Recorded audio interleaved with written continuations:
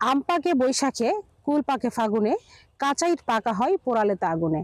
প্রিয় শিক্ষার্থীবৃন্দ, এটি খুবই পরিচিত একটি কবিতা, যদিও হয়তো তোমাদের কাছে পরিচিত নয়। এই কবিতা বলে আমরা বুঝতে পারছি যে কুল পাকা, কুল অর্থাৎ বড়ই পাকার সময় হচ্ছে ফাগুন বা ফাল্গুন মাস, কিন্তু এখন আমরা বাজারে দেখছি কুল একেবারেই কুলে ছয়লাভ হয়ে গেছে।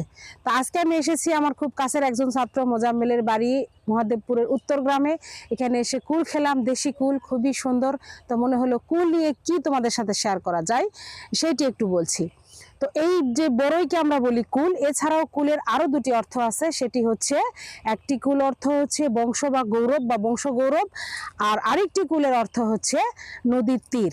এইখানে কি হয়, একটু বানানের ভিন্নতা থাকে, উচ্চারণ একই থাকে। তো বাংলা ব্যাকরণের এই চ্যাপ্টারটিকে বলা হয় প্রায় সমচ্চারিত ভিন্নার্থক শব্দ। এরকম আরো দু তিনটি শব্দ তোমাদের সাথে শেয়ার করছি। সেটি হচ্ছে আপন। আপন, আমি নিশ্চয়ই স্ক্রিনে তোমরা বানান দেখতে পাচ্ছ। আপন অর্থ হচ্ছে নিজ, আর একটা আপন হচ্ছে দোকান।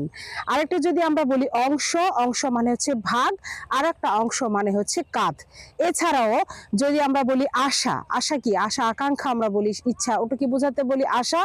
আর একটা আশাকে বলা হয় আগমন। এরপর আরো একটি খুবই পরিচিত শব্দ, সেটি হচ্ছে আশি। আশি বলতে প্রথমত আমরা বুঝি সংখ্যাবাচক আশি, আর একটা আশি বলতে আমরা বুঝাই আগমন করা, আর একটা আশি বলতে 20 দাঁত।